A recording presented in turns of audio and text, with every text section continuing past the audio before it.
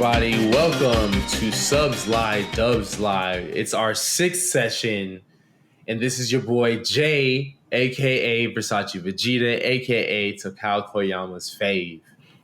Oh boy. Now I'm here with that boy D. What's going on, yo? It's your favorite brother. This is D. How y'all been? And we are joined with a special guest this week. The head honcho of the lookout. You know what I'm saying? We got Big Boss himself, that boy Meelz. What's happening, bro? I feel good to be talking about Dragon Ball again. Because to be honest with you, I think Jeff on the other end, we've covered it so far and so deep and all these other things like that. Like he is just not. He wants to talk about other things, but you know what? I love Dragon Ball too much not to talk about it. So I'm here and I'm glad of what we're talking about today. I'm super excited. Yo, I'm really glad to have you on. I knew there was going to have to be a point to have you on for sure. And this is the hypest episode to jump on personally, in my opinion, because we've got an entire trilogy of one man here, the legendary Super Saiyan himself, Broly. Dragon Ball Z's take, the original take, before we ever had another version, man. You know, this is a character that is divisive because a lot of people see it as like he's the definitive thing you think of when you think of like a villain in Dragon Ball Z. And a lot of other people look at him as, why was he crying all the time? Right?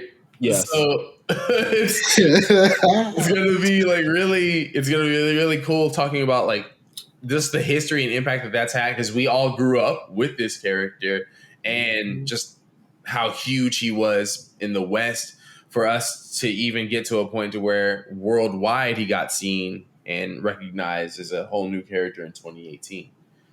But before we can ever dive into that, man, we're going to start with this first Dragon Ball Z movie covering Broly. That's movie 8, Burn Up, a red hot, raging, super fierce fight, aka Broly, the legendary Super Saiyan. The South Galaxy has been shattered by a Super Saiyan. No, it's all gone.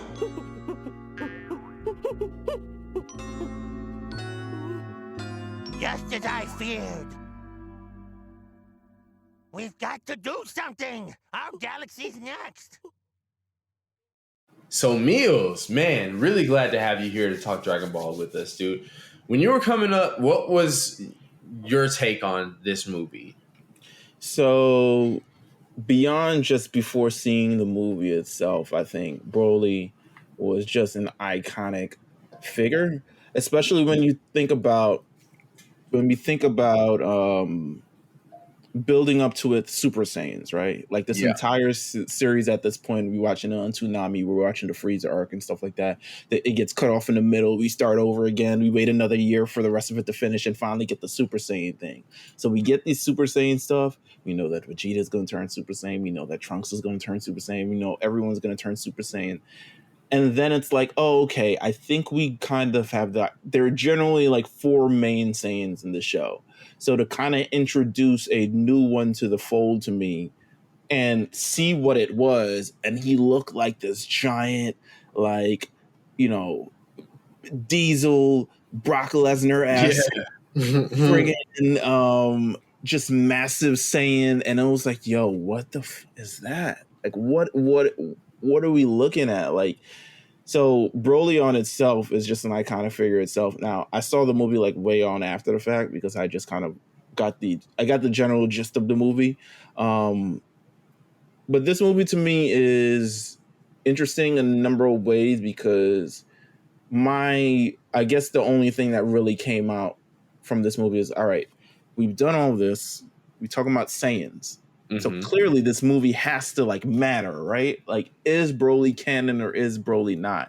Is really the defining question that I came out of this movie with, because if we talk about Saiyans, we can't just we introduced evil Goku and all this other stuff like that. But if we talk about Saiyans, like this has to matter, especially since it's the legendary Super Saiyan that's like pseudo reference in the show, right? Like, exactly.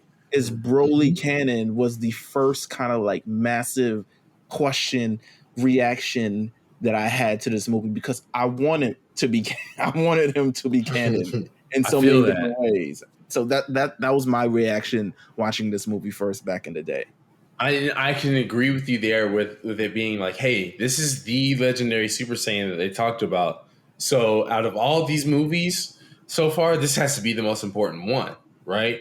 Because this is a character where Vegeta's been going nuts about this guy since Planet Namek. Oh, hell yeah. And I mean, yeah, I guess we could believe that Goku's the legendary Super Saiyan because he was the first one. Or just the idea that they could all transform into Super Saiyans is the legendary Super Saiyan. But this movie, they straight up tell you while he's fighting, like, no, that's the legendary Super Saiyan. Vegeta breaks down all because of it, you know. So I know as a kid, I was like, yo, like this is a huge moment, and this has got to be the biggest fight. Like, Cell be damned. This is huge. I'm here for it. I know I watched it at least a good 5-6 times. Like the first time I saw it, I was hyped to see this movie. Had been seeing him in like Super Butoden 2, the only like Dragon Ball Z game I could have played at the time. Like this was the guy, like you said, out of all the other Super Saiyans we're used to in the show, it's him that we built up to. What about you, D? Ah, man. To be very honest, I really never liked Broly from the jump. Really? Never liked this guy. Just I'm not just from- surprised, but please go on. Oh, I will. He's just one of those characters that is the exact embodiment of the things I don't like about Dragon Ball. Okay. Just this mindless idiot who's really mostly really praised due to his strength rather than his backstory or what he contributes to the plot. This guy is like, he's a raging idiot. He's not interesting by any means at all. I can get that. He's just this big old goofball that apparently has some PTSD issues from crying or whatever. Goku's crying like, yeah, oh yeah, he cried. Oh yeah, that's cool. That's funny or whatever.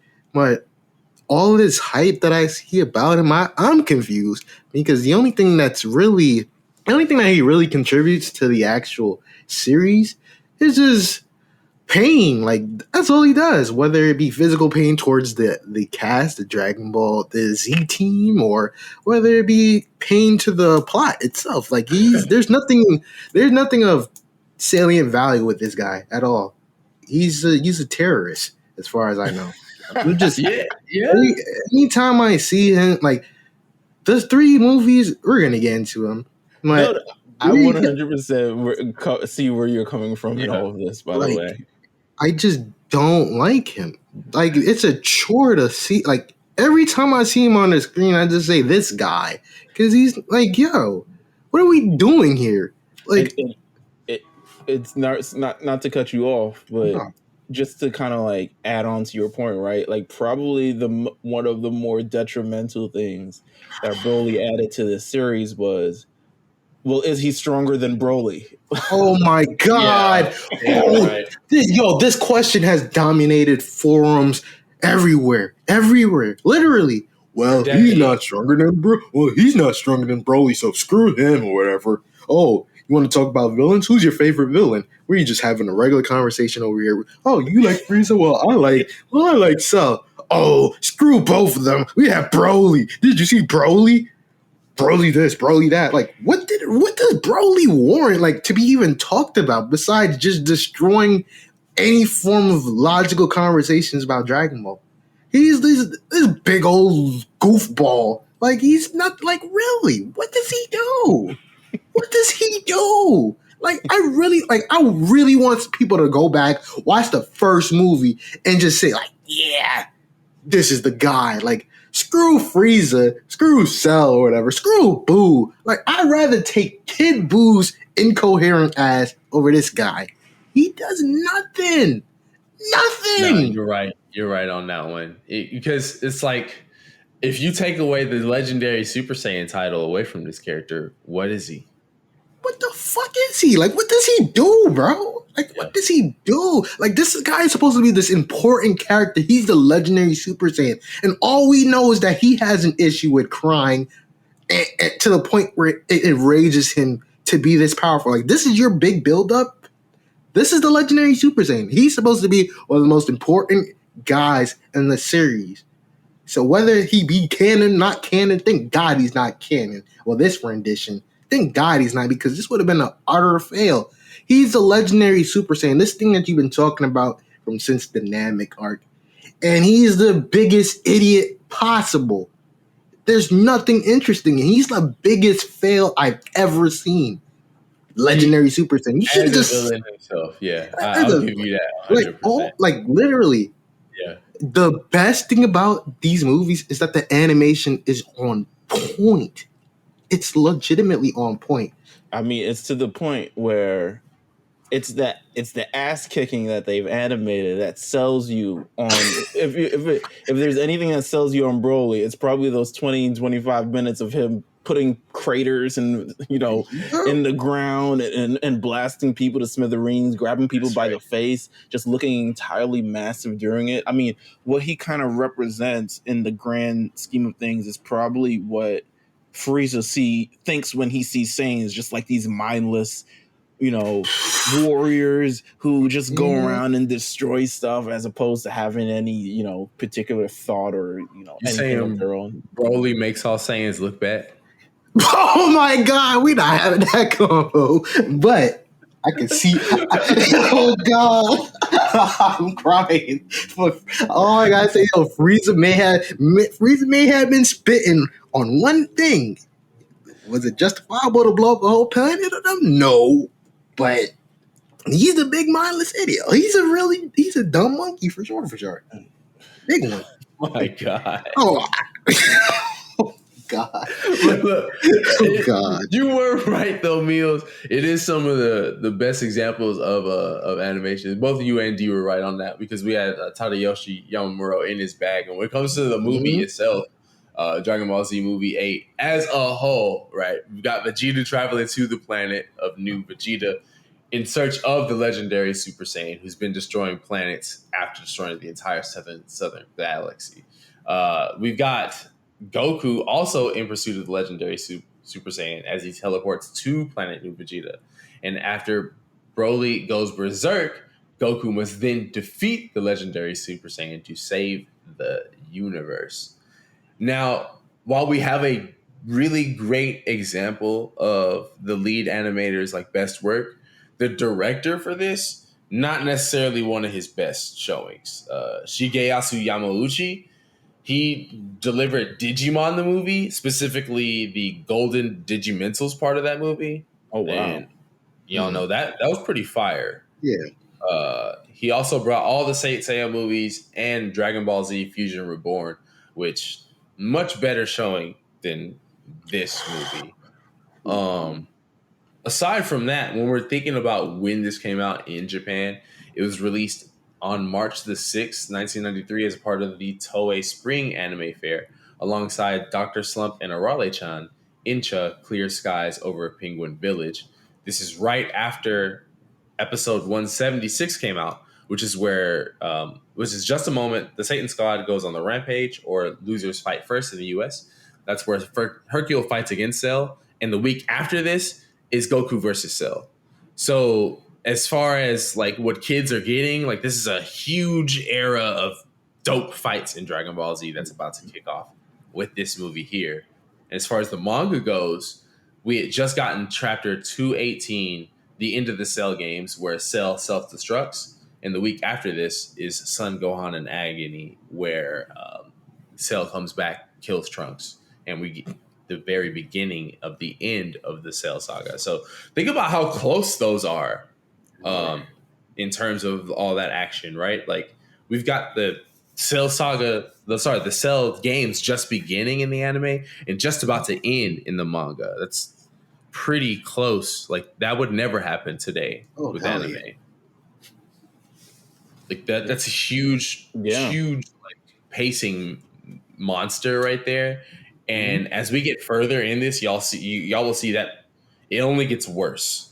When it came out in the U.S., is Broly the Legendary Super Saiyan. This was in August of 2003, which was after when Toonami had been airing all of Dragon Ball Z on TV. So they're kind of just showing Dragon Ball, Yu Yu Hakusho, Dragon Ball Z, like reboot episodes. But I feel like there was definitely like some, like if you knew Dragon Ball, and if you at that time, internet kind of still growing in its infancy, it's not as accessible as it is now. But if you wanted to search about stuff for Dragon Ball, you could find stuff on Dragon Ball. I remember as a kid, I would go to the library so many times because we didn't have internet in the crib for a long time, and then because we were poor. But A lot of for sure. I would go and I would read the synopsis of all the arcs and stuff like that, and I would go look at all the pictures and I would print out all the pictures.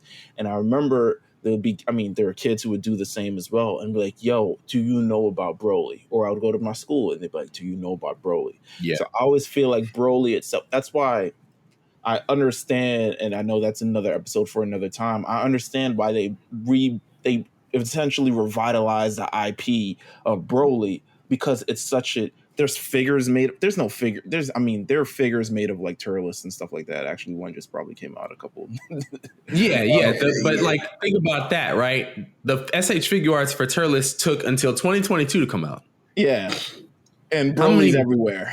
Broly's, yeah. Like I remember even the old like hard plastic figures, you know, like the bootleg figures. There's Broly figures of those. There ain't no other movie villain that had no damn bootleg figures. He's a big, marketing. It's just, I understand why they did everything this, but for the movie itself, I mean, it's a shoddy plot. But for sure, dude. Like, I even have like ideas about the movie where it's like it's a stretch to believe them if you want to make the movie make any sense, right? Like, okay, maybe we could say that Paragus, having used that whole dog collar thing on him, kind of made him docile until the dog collar stopped working when Goku came around, right? Like, but even it's a stretch to think that we have to start thinking about human psychology. And let's be real, like Dragon Ball Z is not written with human psychology in mind, bro. Like, this is not Shakespearean theater that we're talking about. Like, so anything that's ever been brought up to say like, oh, well, it makes sense why Broly would have gone berserk after crying. Like, no, like, let's be real, it really doesn't. Like, it's all shoddy. Like, it's just... I think, well, another aspect of this movie, I think we need, first of all, especially with you guys covering the movie, need to count, but we need like a measuring stick of like Piccolo entrances, right? From like most cool to most like ridiculous to like most inconceivable. Like, how the fuck? Because I'm like, yo, how was Piccolo here? How did he get here? Like, I know how he got here, but like, what? But you're right, though. You're right. Because he even says, like, it would have been better if I had instant transmission. Like, he even mentions, like, yo, it's ridiculous that I'm showing up right now. Like, you're right. Yeah. Like, even the whole, I heard you talking to King Kai. Did you really, dog? Like, yeah. Like, what were you listening to? Bro, like, you listen to in your off time. You know what I'm saying? Man, just at the lookout, just prying on people's conversations and shit. Let us find out that Piccolo's low-key Dragon Ball Batman. Spying on everybody. Like, I have to keep tabs on the Z Warriors just in case I have to go King Piccolo on these niggas. Like, I like his... I mean, he doesn't really... I mean, he has nothing. He just kind of shows up and also joins in getting his ass beat. But I guess someone had to bring the sensu beans or something. But I don't know. They could have... I guess... to me, I'm just like, I'm thinking of all the times Piccolo has shown up in movies. Even to the latest, not the one that's coming out, but the last one of like his kind of like entrance into the movie and his role in the movie. And I'm just like, I think they just really like Piccolo, like a lot. It's Toriyama's favorite character for sure. Yeah. So they got to include him on that one. We'll talk about that in the next one. But his appearance in the new Broly movie is a more realistic take on how he appears in this one. You know what I mean? Like, it's like, why would he feel Broly's energy and decide I'm going to that? Yeah. No, him saying like, "Hey, y'all got it," is way more realistic. And I guess like at the same time, it's, would he have been hanging out with everybody else doing karaoke? Because I mean, even Vegeta was only there because Bulma and Trunks were there. Which is, it's still rare, to be honest. Like I was like, as a kid, I was like, wait a minute, but you don't want no parts with these two idiots. Like, why is he here?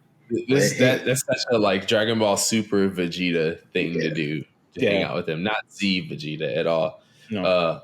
Also, really, really weird. Have either of y'all seen the second the Evangelion 2.0? You Cannot Alone or something like that? Yeah. Okay, so the song that plays during like the song at the end whenever like Shinji's going nuts. Oh yeah. Ava's going wild. That's the same song that Krillin's singing in this song. Oh movie. shit! Yeah. Karaoke. That's insane. Oh my god. Yeah, it's so weird. Like, it's just like random 70s Japanese folk song, but Tsubasa wo Kudasai. It's the very same song. Because I had never put two and two together. Because I haven't watched the Broly movie in like maybe 10 years. But when I started hearing the da da da da da da da da da da, I was like, hang on. No, this is too creepy of a song for you to be singing right now, bro. Like, what the hell? Because I only had homage to the Evangelion scene where the whole world is ending with that song before. So I thought that was pretty hilarious. But, man, really, when it comes down to it, there's not a lot to say about this movie if we're not just like reviewing it. We have to just like give a take on everything there is to really know. There's more to know about Broly himself than there is the movie itself, right? And we can definitely talk about Broly as a whole towards the end here. But when it comes to movie 8, like very simple plot. It's everybody remembers it for the last 15-20 minutes, which is wild considering this is the longest of the Dragon Ball Z movies. It's like an hour and 20 minutes, which pretty short compared to most movies. But when you have all these other movies being 45 minutes to an hour, that extra 20 minutes goes on pretty long. I feel like they decided they could not explain this in 45 minutes. And they even tried their best to explain it in the 70-something minutes that they did, and it still was not even that great. It didn't until we got the full feature-length movie that everything kind of made sense. So, you know what? Broly. That's all I gotta say about it. Yeah, you're right. Like, he showed up here. We got who we needed.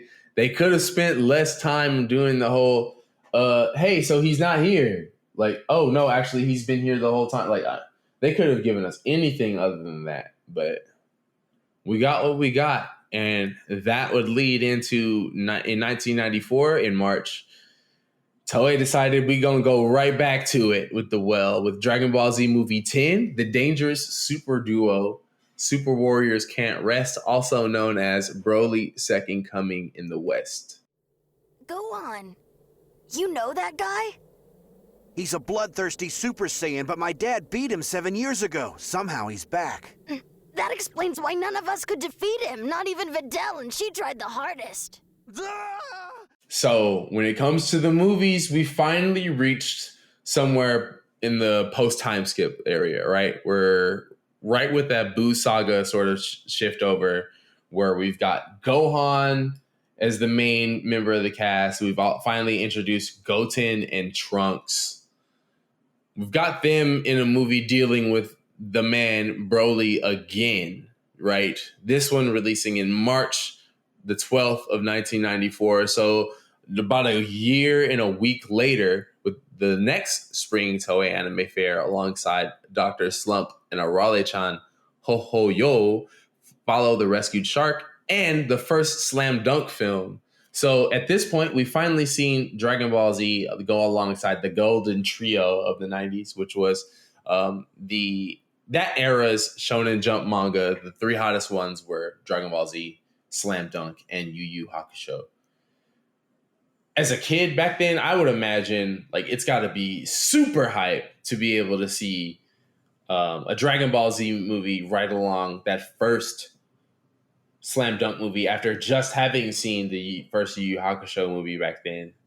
Have y'all seen either of those series movies as well?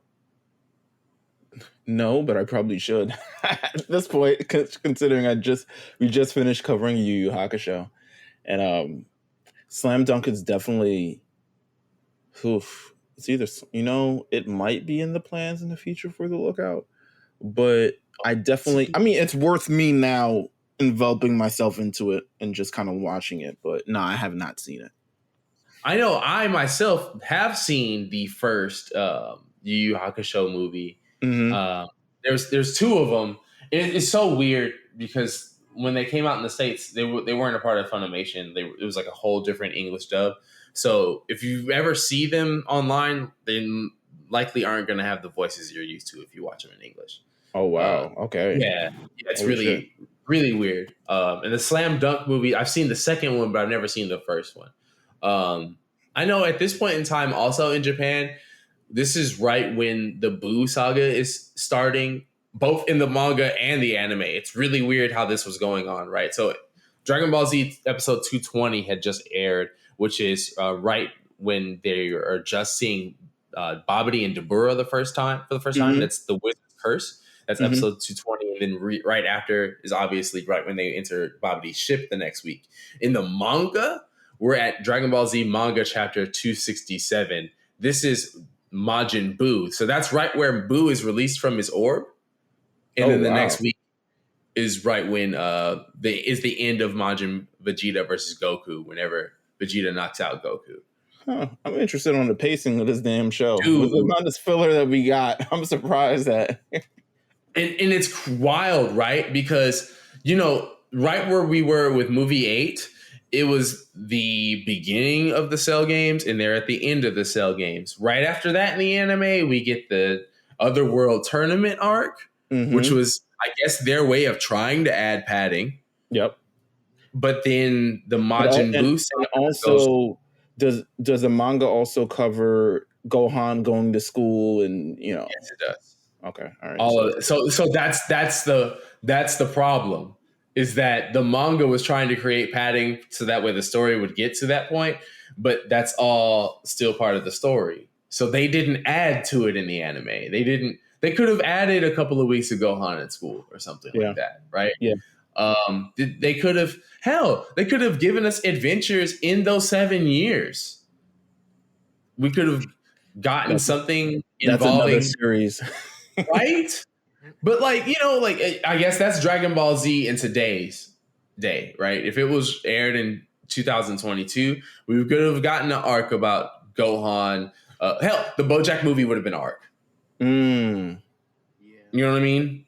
Like, we would have gotten maybe another adventure or some sort of storyline dealing with how Vegeta's dealing with Goku not being around anymore. That'd be an anime arc. Something like that. Because with there just being that, like, it was only 5 weeks, the Otherworld tournament. 5 weeks is not a lot of time to add any padding, especially when we're dealing with the arcs still being that close to each other in the manga and the anime. By the time this came out in the US, it was 2005. So Toonami's not even showing Dragon Ball Z on TV anymore. You had to have bought the DVDs, but like you said, kids already know who Broly is, and they're seeing him in video games. Like, by this point, you're already playing as Broly in Budokai 3 and stuff like this, right? Yep. So it would have added to maybe sort of have some more content along the lines where it's like, hey, no, let's start showing these movies on TV or something like that. Because this is an era where Broly's huge in the West too.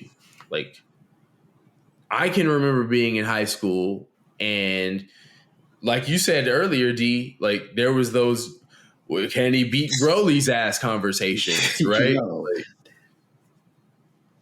that's all over the sort of like fan sphere at this point in time. So even though there was enough of us talking about him hugely in the West for there to be a huge focus on Broly a good like 13 years later, they definitely could have done a little bit more at that point too in 2005, I would say. Mm-hmm. No, I agree. Oof. I think also like there's this movie in and of itself personally, when you compare it to movie 8, which one would y'all say was the better of the two? Picking mid from mid. But I get it. Man, you want me to be honest? I think I tolerate this one, and I don't like it by any means. But this is more simpler to a degree. And I think like it's yeah. Go ahead. No, I was gonna say like I like the cast in this one as opposed to the cast in the previous one way better. Really, that's interesting because like the previous one had like the OG the most popular of them all. Like all of them were there. I do like the charm of this because you're able to do a little bit more. There's a little bit versatility with this cast because things can be funny if they want to. People can actually be in danger and you don't have to wear like, all right, well, it's Goku, so he's gonna live or something all those signs. Yeah. But I don't know. I don't really. I don't want to say I don't like this film, but No, be okay. No. Speak on it, bro. Be honest, it's like this is the film. I think the reason why I could see the first one being disliked more is because they put in actual effort with the story and just completely like trip, fall, bust their ass, and all this other stuff like that. So this one comes a lot simpler, but also it's so much more of the problem that Dee talked about of like Broly just being this like he's back. Word and he was frozen for 7 years. Frozen in a pond, bro. For 7 years. My boy was just chilling like the Avatar. Like, and the only reason he comes out is because he hears a similar cry to a guy that kind of looks like Goku. This is your legendary Super Saiyan, y'all. That's what I'm saying. I'm like the way we got here, to me, don't get me wrong, I think all the fights and the actual danger itself, there's this, to me, Broly's the most dangerous in this movie because there's no Goku around. There's no Goku. There's no real Vegeta. It's Gohan, Goten, Trunks, and Videl, and it's really like a handy. It's like you bringing. If you were fighting. Why I keep using Brock Lesnar? I don't know. Yeah. If you're fighting Brock Lesnar, Broly is Brock Lesnar. Yeah. And you brought your girlfriend and 2 5th graders to the fight, and it was just like, all right, we gotta figure out how to handle this out. That's kind of how this movie was. So the stakes are real in this movie, but there's really only one scene that matters in any instance. Oh yeah. I get what you say. Okay, so I love this movie for one reason. It's a throwaway line in the whole movie, but it changes everything for me, and it changes my perception on the guy who's fighting. And it's the fact that Gohan says right before he's about to fight Broly, he's like, this guy is so strong, which is wild because I've powered up significantly since the last time I faced him. So this movie is giving us a Gohan who trained for 7 years, right? That's what we wanted, right? This is some alternate universe, gotta be. That's what we wanted, though, right? Yeah. Right? I mean, this is what you want. Niggas can't say that we didn't get that Gohan. He's right here in this movie. He's still getting smoked. He still gets his ass whooped, yeah. He's still getting that ass tapped. I will say, at least Toei was like, nah, we don't like what Toriyama did with that. We're gonna give us a different take on it. And with that one throwaway line, it changes my perception on at least like the guy who's coming to fight, because this is a Gohan who's not gonna be like, I don't know if I can do it. I mean, I've been kind of rusty the past 7 years. Like, I don't like that Gohan just as much as nobody else likes that Gohan. But he's not here, and I'll take that shit. It's the only dub we get in this movie, and I will take it. You know what? Fair. For Gohan's sake, fair. You know what I'm saying? This is how bad we get. We take were the down scraps. bad. Yeah, we're down bad with this movie, for real, dude. Like, the only points I mean, even so much to the fact that when Broly turns, into his legendary Super Saiyan, that's just a shot from like the last movie. Like, they clearly didn't give a shit. You know what I mean? Like, this is just like, okay, hey, you remember he did that? Boom. Let's put that animation cell back in here.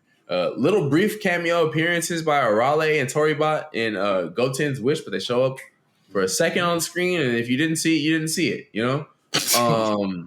it, outside of that, like the story tries less here. It's kind of a rendition on the point in time where Goten, Trunks, and Videl are getting the Dragon Balls during the Majin Buu saga to wish back all the people that Vegeta just killed, right? But that's it. Like, it's just a take on that in the first half of the movie. But then they get to that village with the fake priest and all this, and it becomes this whole different thing from that point. I mean, this movie doesn't even try to make any sense. Yeah.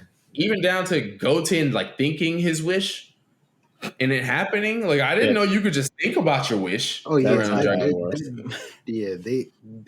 I'm pretty sure that they realized that they put themselves into a bad situation with this character, to the point where, like, you can't have a serious plot with Broly. You can't. It's impossible. Yeah.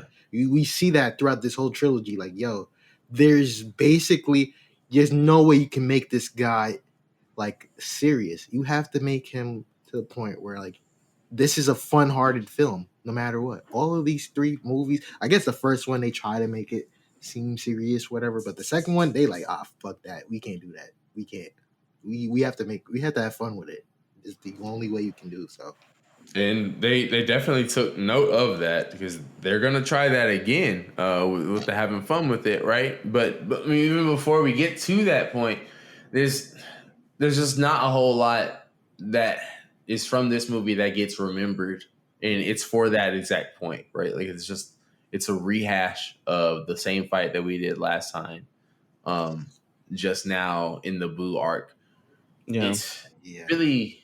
I think even if the triple Kamehameha, the family Kamehameha, I think if it happened in the show, it goes down as probably one of the top 10 moments in Dragon Ball. But the fact that it happens in this movie, it's like, if you saw it, and if you got to the point of this movie, by the way, where you just weren't even just like, I don't like this movie at all. If you managed to get there and you saw this, it's a great moment, in my opinion. And I, just to go back about the Goten thing, that thing seemed like very, very Disney with the thinking of the wish and getting it happen. And I don't know if it's like, if it had any influence on how they were doing movies for kids and stuff like that. And maybe that's something that I could think about. But like, the family Kamehameha to me it's a great moment. Could have been, I think probably if it's in the show, it's extended out a lot longer than it did. Because it seemed very quaint for such a monumental attack. That would have been how they ended Goku being in, reality. Right? Yep. Actually, yeah. They probably should have did that on Boo or something, like Fat Boo, and then like Goku runs out of time and they aren't able to finish it or some shit like that. Mm-hmm. But I mean, the family Kamehameha moment. That's an iconic moment, but it happens in this movie, and people may or may not have seen this movie. And just only seen that cell of animation. It's like, oh, they do that at some point. That's cool, right? But at this point in time, there's so many Dragon Ball pictures online with various Super Saiyans doing random things that even if I saw a screen cap of it, I would be like, oh, that's a cool picture, like the rest of them, essentially. And that's so true because it's just like, okay, like, hey, so yeah, of course they would draw these three doing a Kamehameha together. Why wouldn't they? Goku and Gohan did one together. Definitely got to have one with Goten involved, right? Even the dub, like they tried to make a little bit more sense with it. There was a line where Goten's like just like shouting out something, and instead him shouting out a random line, it has him speak out the wish to the dragon. So I'm like, okay, all right, cool. They tried to make a little bit more sense of it. But that's it. I will say though, as far as the dub is concerned, man, I don't know why they decided to go back to using like those rock tracks for the soundtrack.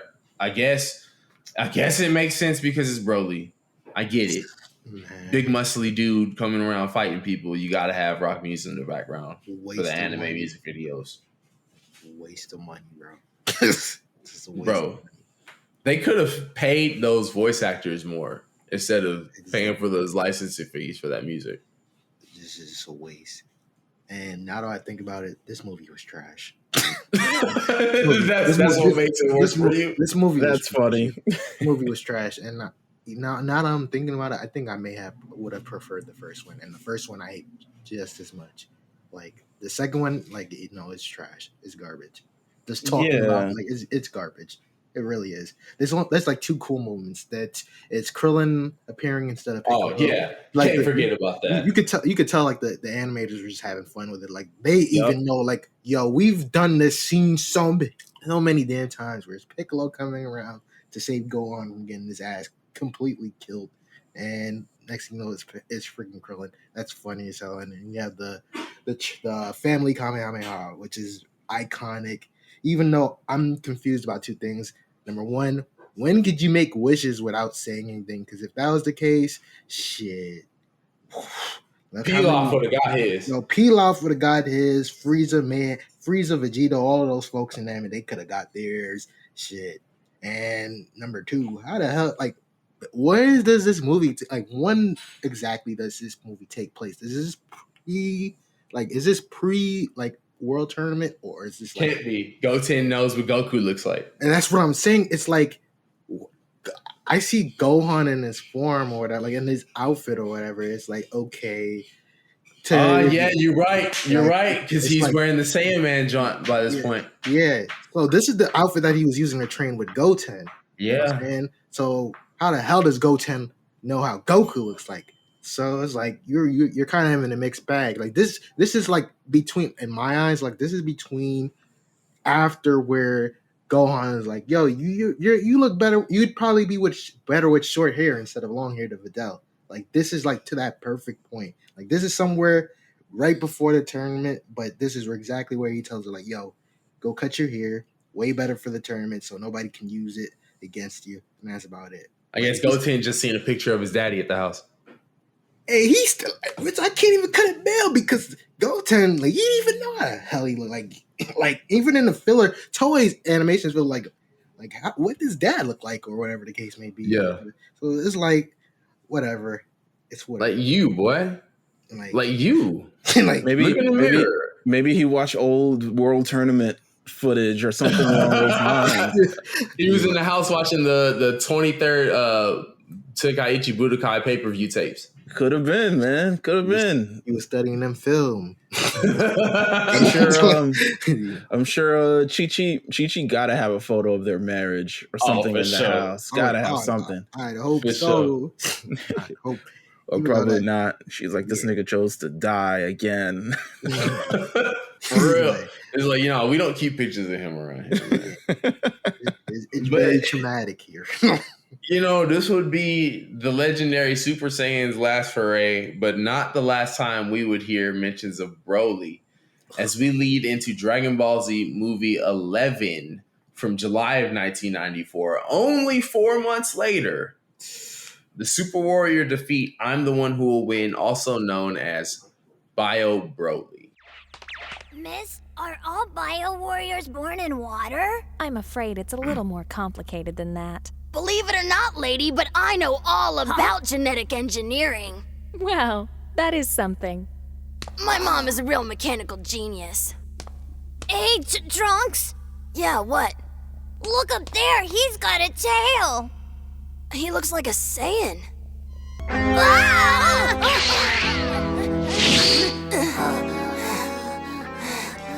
Goten, that's Broly. Didn't your dad and brother and you beat this guy already? But he's supposed to be dead. This isn't fair. So let's get the facts out of the way, because this is nobody's favorite movie. We all can agree with that, right? Oh hell yeah! It's not. Nah, this is pretty very, very low on the bar of movies. It's low. It's low. And I mean, depending on how you look at it, warm to hot take on this.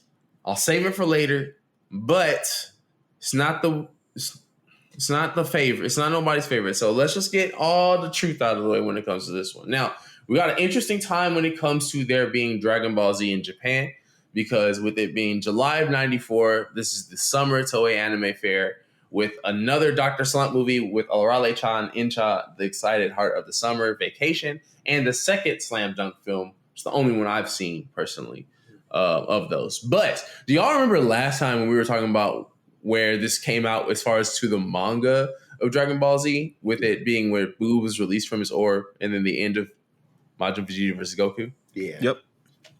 This is exactly where the anime is shit. right now at this point. So episodes 220, 232 and 233, and that's exactly what happens in those episodes. Where the manga is it chapter 283, Son Goku Returns, where he returns to Otherworld after going Super Saiyan 3 and teaching Goten and Trunks how to fuse. And then the next week is where Goku meets up with Gohan on Supreme Kai's planet. So think about it, bro. Like, we're like in the middle of the Boo arc at both points in the anime and the manga. Like, they're so close that they're almost kissing. Yeah, it's like right there. That's like wild. This Dragon Ball Z, the shit that happened was going on with the manga and the anime. It's only 12 weeks apart. It's only 12 weeks apart, 3 months apart. Yeah. And I mean, people talk about like, oh man, there's so much filler in Dragon Ball Z. Clearly, there's not enough. Yo, there's not enough. Like, I think that's like one of the takes where I never agree with, because like, yo, look at how close this is. Like, if anything, it would have needed more filler, and it probably would have benefited the anime to just not from the pacing, but just to add a little bit of nuance to her story. Like, you could have. This is the one anime where it's like, yeah, you could have done a lot with a filler. I mean, I'll be honest. This movie, I think, could have been show filler. To be honest with you, and I think Joe, that's a good. I was just about to say that. If Garlic Jr. could make it, why couldn't this? Yeah, I agree. Because the things that are mentioned within the show that happened in this movie, and then also kind of like, to me, this movie's less insulting in the show as me having to pretty much have to commit to it. This is not the caliber of a film, in my opinion, which is why it's so low on people's lists.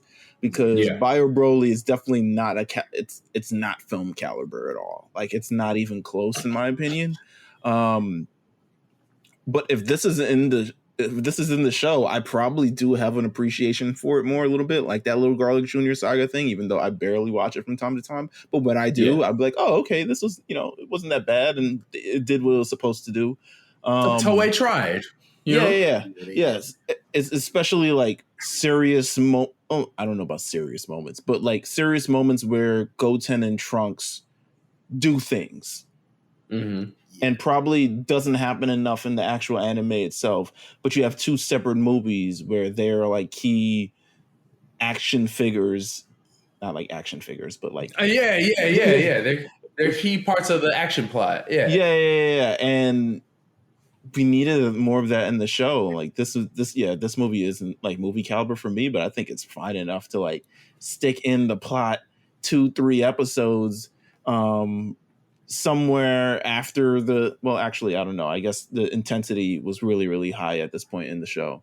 But something, it's Broly. Put it in before or something. I don't know. And if you think about it as a filler arc for the anime, you can make it work. Gohan's not there. Goku's not there. Vegeta's not there. Vegeta just blew himself up. Gohan's out in Well, okay, Vegeta's about to blow himself up, but if we're talking about the anime, or you could just throw this later on in the anime, right? Because Gohan's out training on Supreme Kai's planet, and Goku's out there with him. Like, you can make this work. I would have put this in that training before the tournament arc, and then of course you have to kind of like take out the beginning and stuff like that, and the Mr. Satan stuff like that. Even though you could introduce Mr. Satan in a way. He's already introduced, but you could incorporate him in a certain way. But I make this the movie where you see that Goten and Trunks are Super Saiyan for the first time. Okay. I see. And you really get an explanation for that and kind of like can lend that to the story instead of them just being like, yeah, I can do it. And he can do it too. You know? I follow you. Yeah. If you throw this earlier in the show as a filler arc, there's some substantial growth you get from this story for sure. And I mean, let's be real. If Broly's the worst villain, Bio Broly's the absolute worst movie villain. Like, I'll give you that. Like, nothing of note for this character.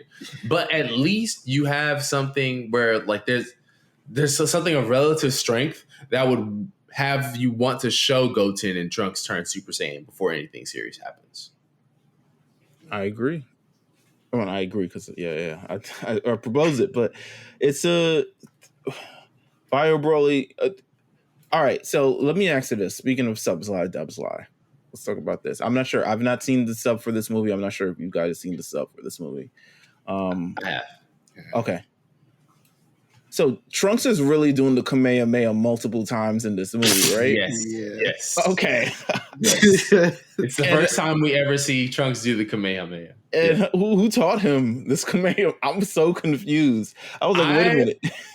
I always took it as Trunks was like one of those anything you can do, I can do better to Goten type kids. Yeah. Right? So because he's they've play fought a bunch. He's probably seen Goten do his Kamehameha, and it's like, oh, okay, I could do that. I could do that. Like, yeah. Who are you? And Vegeta not say, cut that shit out. I never want to see you doing that ever. Oh, yeah, for sure. He probably makes sure not to ever do it around Dad. You know what I mean? He's like, oh yeah, Gallic gun, right? This is the same guy that hit the supers. Like, Vegeta found out when they finally decided to, do that little, what you call it, that.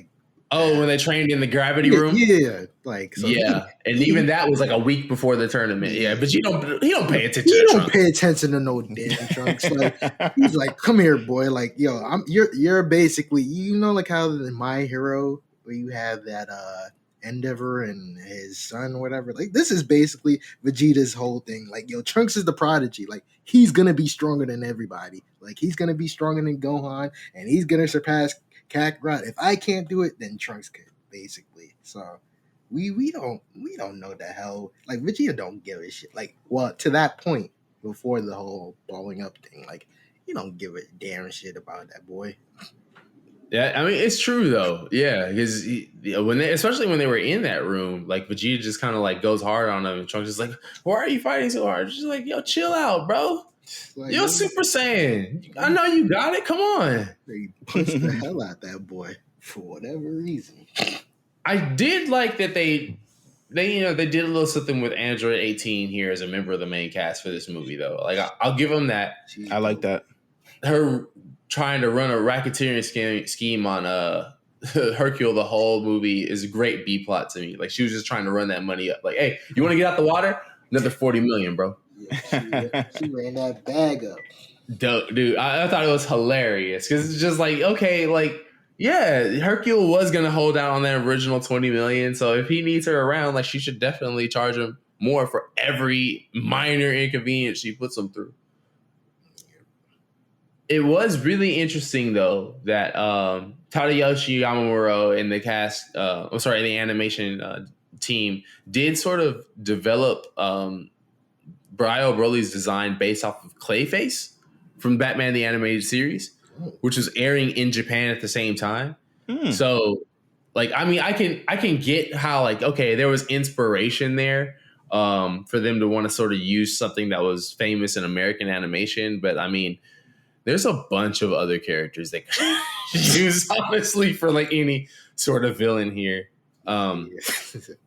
the saving grace for this movie for me, and also the biggest question mark in this movie for me. So I had never watched this movie until this week, ever. Like I knew we would have to talk about it. I always knew it was the one that, you know, people always said avoid it. So I didn't know this movie ends with Goku up in you know, the afterworld saying, yo, basically King Kai wants me and Paikuhan to go to hell to go fight Broly in hell down there. No. And it's like, okay, so wait, is the implication that movie 12, which is Goku and Paikuhan going to go fight in hell against Janemba instead, were they going to give us Broly in hell for movie 12? Maybe because it sold like, this movie sold like garbage. They're like, yo, scrap that. I could see that. Because, I mean, it was another 8 months before that came out. And as we've seen before, they will give us animation cells in like the first trailer that never even make it into the movie. Yeah. So it could have been talked about at that point in time, right? And maybe they decided, well, no, why don't we just have all the movie villains show up instead of it just being Broly? And that, if that had been brought up in the Toei animation room, I could believe it for sure. Because if the Dragon Ball Z movies were settling into fatigue at this point, a fourth story about Broly would have done it for sure. Like, we would have never gotten a movie 13, I think. Yeah, it didn't seem like the movies, especially the Broly ones, were trending in any direction. That seemed kind of building upon suspense or intrigue or anything. It's like, oh, okay, well, because I can see the thing being worn out. At least the novelties of these yearly movies being worn out by this point, for sure. Oh yeah. Because I mean, at this point, we've had 2 a year every year since '89. Yeah. You know, it's 90. It's about to be 95 shortly after this. Like, yeah, they're sort of overstating their welcome at this point. Mm-hmm.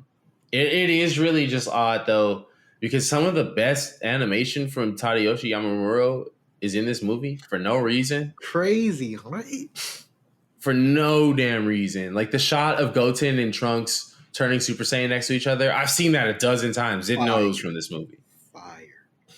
You know, the colors that they use whenever they're in the lab, like just, you don't ever see animation like that in Dragon Ball Z ever. So I will give this movie that credit. And personally, like I said, to me, it's not the worst Dragon Ball Z movie. It's not. It's not. It's way better than the first. If not, in my opinion, I'd rather take this one than the first two. That's my honest opinion. I would even say, okay, so for me, if I'm going to say like the worst ones, because spoiler alert, you can't put the movies from next week in the worst ones. You can't. It's impossible. It's impossible. I want to see somebody say that. You just can't. Lord Slug, garbage. Metal Cooler, and Super Android 13, all worse than this movie. Hell yeah. Then Bio Broly. Yeah. We don't stand by that. Lord Slug is just a rehash of King Piccolo, where none of the story beats hit, and it's just Gohan, don't forget to whistle. Blow the whistle when you play for me. That's literally the movie. That's literally the whole movie. Metal Cooler, the animation's terrible. Yeah, and as soon as Vegeta shows up, he gets his ass beat. I mean, everybody talks about like, oh, it's so terrible that Vegeta gets no respect. That movie, he gets disrespected worse than any showing of Vegeta ever. He gets his shit pushed. Like the moment he shows up on scene, he gets his shit rocked. And then Cooler just thinks out loud, thank God I hadn't absorbed all that energy from him, otherwise I would have blown up. And guess what they do right after he does it? Says that. It's like he gave them the keys. Literally. Go ahead. Go off. No, what were you about to say? Before I go on to the next one. Nah, because I was like, I don't know, man. Bio Broly is like, if it's not the worst, it's the second worst to me. And there's nothing, it can't be any higher than second worst it's not going to be better than worse or second worst. Like you can maybe make an argument that it's not the worst because there's one movie worse than that. But like Bio Broly is like, even the way it all goes down and how the villain is defeated, or the like, I mean, if it's really a villain or something along those, like it. Nah, this movie's pretty bad. Like it's pretty like inconsequential and terrible. It's bad. And like, it's not even real Broly. And this villain is like, there's no true backstory to this movie. It's just they discover a lab. It's like, isn't that Broly? It was like, oh, we cloned him because we found his frozen blood. By the way, what temperature does blood freeze? Like, and he wanted to replicate them because maybe he saw the Broly movie and thought it was really, really cool. I don't know. Well, I mean, the movie does tell you all the way throughout that nobody understands how biogenetic works. Like this is a running joke throughout the whole movie. I can't say that this is. I can't say there's too many movies better than this one. Or no, I can't say this movie is better than too many of the movies. Yeah, this is the worst, or maybe the second worst, depending on your taste. If it's the second worst, it's at least one of those other two I mentioned is worse than this. Absolutely. At least. Three great Super Saiyans. All I have to say is, how great are they? They don't go Super Saiyan until the very end. Ass. Let's be real, yo. They're not that great. It was like this whole stretch of Dragon Ball is like from Cooler's Revenge up till now. Sure. It's like, yo, ass. Like there's nothing good. Like, yo, you were getting fed mid after mid after mid. From movie 5 all the way through movie 11 is just like, I guess. Well, it's like it's following the arc of like the shows and how the shows were evolving, kind of too. It being less of story-driven things with like plots and intertwining them, and becoming a lot more about the action themselves. Like all the movie from Cooler, well, at least Metal Cooler to forward is like, how can we build up to the action?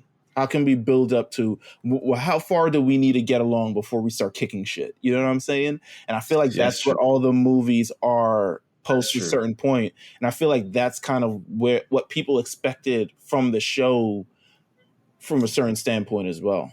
That formula definitely starts at movie 6. That You're Super right. Saiyan curse, man. I'm telling you. The moment niggas started going Super Saiyan, everything like, yo, the thing that you've been waiting for became like literally one of the biggest crutches ever. That shit. It's just bad. But hey. But that's the Broly movies in totality, man.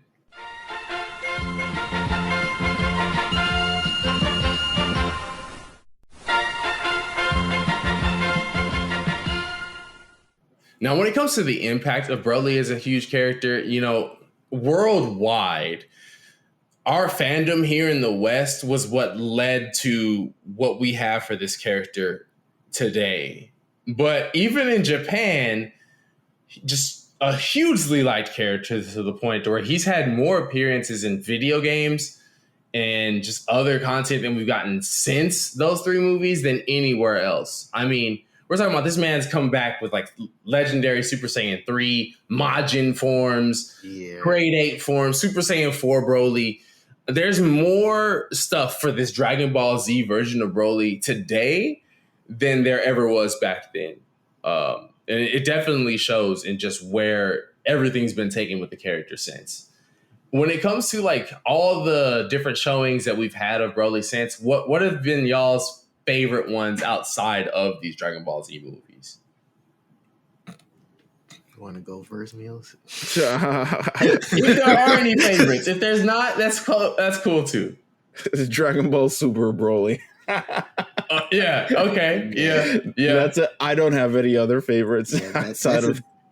I'm leading with the same thing. That's like literally. And I mean, that's natural, right? Because at least with Dragon Ball Super Broly, they tried with that character. Hell yeah. Greatly. And we'll be able to go over him in just a few weeks here. I know personally, I really fuck with Super Saiyan 4 Broly. I know it's stupid. I know it's dumb as hell. But the idea that Toei and Bandai would say, okay, we need to introduce an entire new generation of kids to not only GT content, but also this ridiculously strong character that doesn't even need this form for any reason whatsoever. I find it laughable. It's hilarious to me. And I mean, hell, we got Kale out of it. So it hasn't been all bad, right? Mm-hmm. Well, yeah, I guess. I mean, you got to take what you can when it comes to this character. That being said, man, what I do find nuts is that the original scriptwriter for Broly, Takao Koyama, while he's not involved with any of the new stuff with Dragon Ball Super Broly, he's had a lot of takes on this character over the years. Like he holds this character close to the cuff, to the point to where he was the one who handled all those scripts for those movies, but he holds on specifically close to Broly. So much to the point to where he's quoted as saying, in handling the scripts for the films, what I always worried about each time was the problem of what to do about the opponent Goku fights against. That's because, at the very least, they had to be stronger than the ones from the previous movie. And after hard work, I was unable to come up with a stronger opponent than Broly, and fell into a rut where I made him appear 3 times. That is to say, there's the matter of questioning the idea of Broly as the strongest, as you're well aware. Vehement opinions on the subject have been flying back and forth on message boards for years.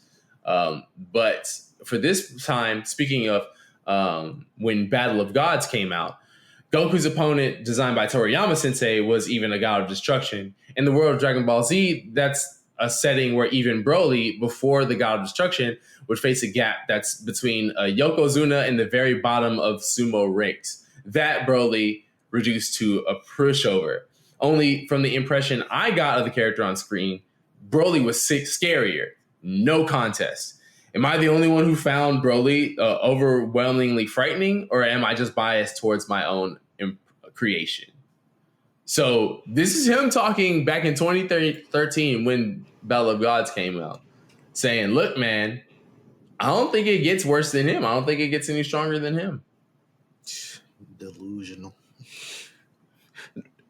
It probably doesn't, but he's now a victim. Like, he created a monster and then he had no way to kind of, like, he built his own trajectory, and he also installed his own ceiling, and then kind of lost. It sounds like, at least from that quote, he lost creative ways to kind of create villains after it. Whereas I think probably the best route to go would have been just eventually what does happen in Super. Like, you can't recreate, oh, this person is stronger than Broly, but you can say this guy has a very unique power that, I mean, while still also being strong, he has this very unique power, like a hit, for instance, right? Yeah. He has this very unique power that creates that's something that maybe Goku has never seen before. But I think, as we talk about Broly in this sense, it's like what we've talked about before. He encapsulates this super. He is this stronger than this argument. They created this monster that's essentially like, he's unbeatable, kind of. And if you write that he's beatable, then it's like, okay, then this guy is a strong. So I don't know. Broly, as iconic as he is, seemingly kind of came with, I don't want to say just as much problems as it did, what he contributed, because I do think from a story standpoint that the Legendary Super Saiyan, at least you kind of got that kind of argument. If this isn't the Legendary Super Saiyan, I mean, it could be Saiyan Cap, but we also came with a lot of problems of like, okay, how do we deal? We can't even introduce him at that point to the regular series, because how do you deal with Broly if he's the strongest ever? How do you deal with Saitama in One Punch Man? How do you deal with anything like that? Like, it's it came with its own set of problems. And you're right, because even in another blog post he would go on to write in 2013, someone asked him, why did Broly come back 3 times? And he said, simply put, because he's the strongest.